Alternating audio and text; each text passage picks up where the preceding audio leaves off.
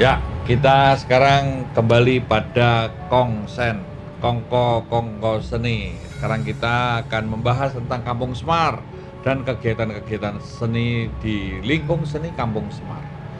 Kampung Semar menjadi suatu bagian untuk kita bersama-sama peka, peduli, dan berbela rasa untuk pengembangan seni dan budaya.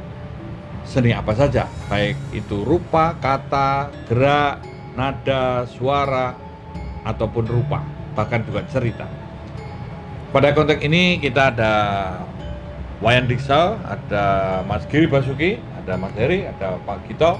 Ini akan coba kita bincang-bincang sedikit tentang apa yang dilakukan di Kampung Semar. Saya mulai dari Pak Gito.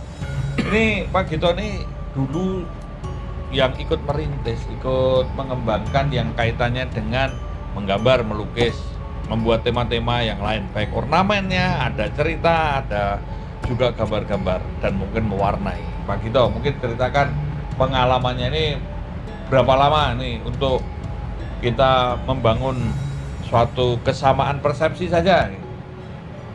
Waktunya itu yang saya alami itu sekitar 2 tahun lebih lah. 2 tahun lebih.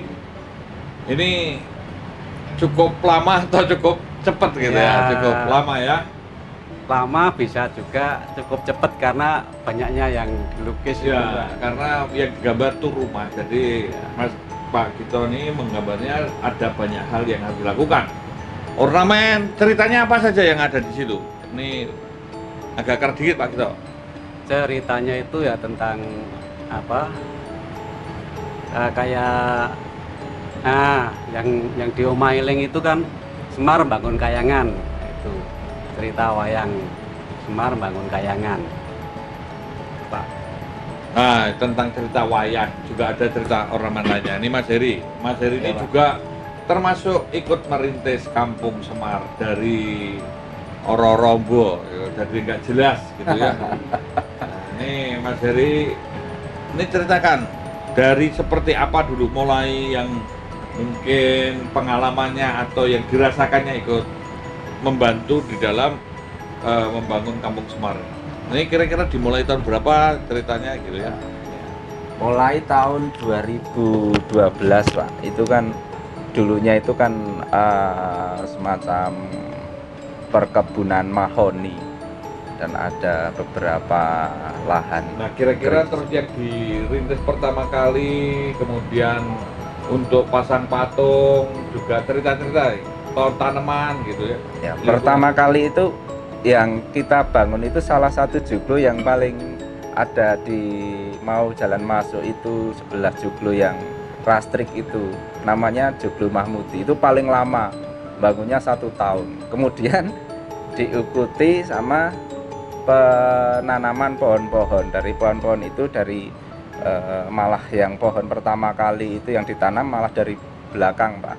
Selanjutnya dari belakang kita sambil bikin patung untuk apa, eksteriornya untuk melengkapi tempat Kampung Semar itu.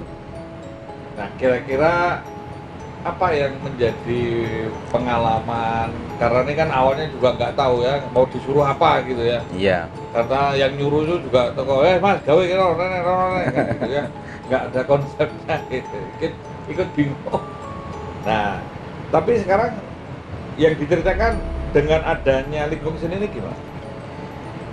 Dengan adanya lingkung seni ini tadinya yang nggak terkonsep, sekarang menjadi terkonsep Pak. Jadi ada keunikan tersendiri sekarang. Jadi memang di daerah Borobudur itu Kampung Semar sebagai salah satunya kampung paling unik, rumah-rumah yang paling unik, di banyak yang digambari.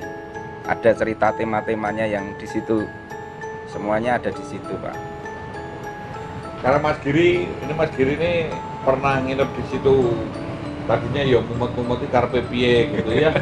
Nah, ini Mas Giri mungkin kepengennya apa, ceritanya apa gitu.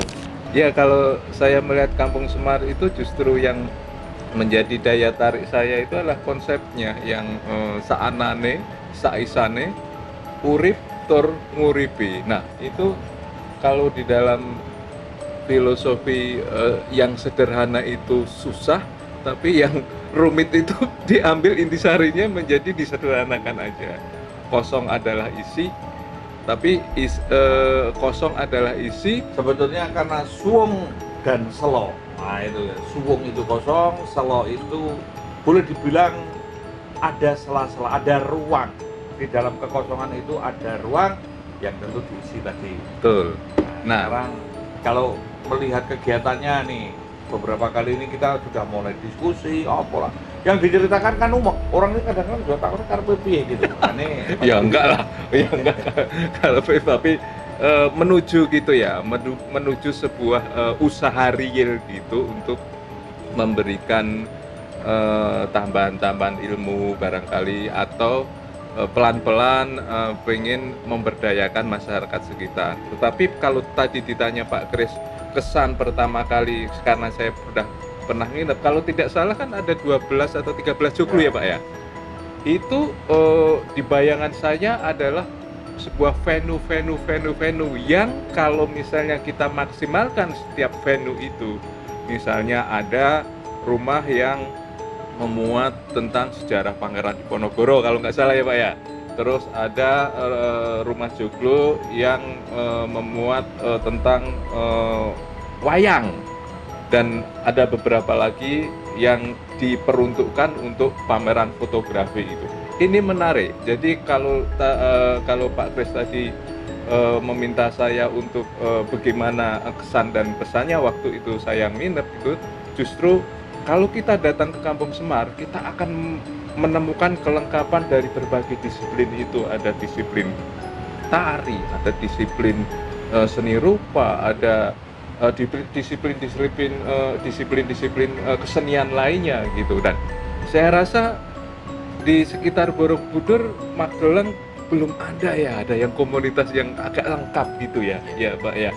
Mas Dedi ada ya galeri lukisan, tetapi di sekitarnya galeri langgeng juga hanya lukisan ya Pak ya, gitu. Terus galerinya Museum Ong Hong Jin lukisan juga gitu. Nah, Kampung Semar itu tiba-tiba menjadi lengkap. Di situ ada apa? walaupun pating truil gitu ya. Atau cuma cuilan-cuilan.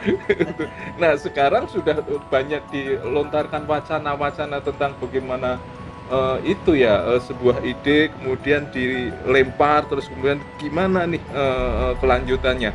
Saya termasuk yang sangat sangat peduli terhadap hal-hal yang berkaitan dengan masyarakat sekitar itu, pemberdayaan itu, karena memang kalau di dalam tradisi ilmiah itu, di dalam apa itu Pak,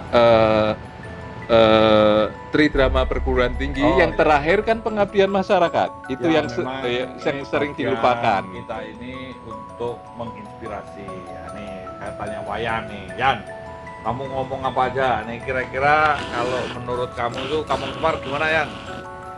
Ini Wayan ini bukan orang Jawa, tapi ini namanya Wayan pasti juga bukan orang Jawa. Menurut kamu gimana Yan?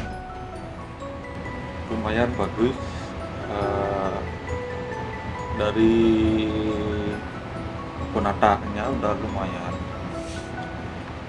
Di bidang pengumpulan seni itu udah hampir lengkap, karena lukis ada di sana, termasuk pemadung juga ada, seni rupa ada, termasuk tarian-tarian itu sempat ada.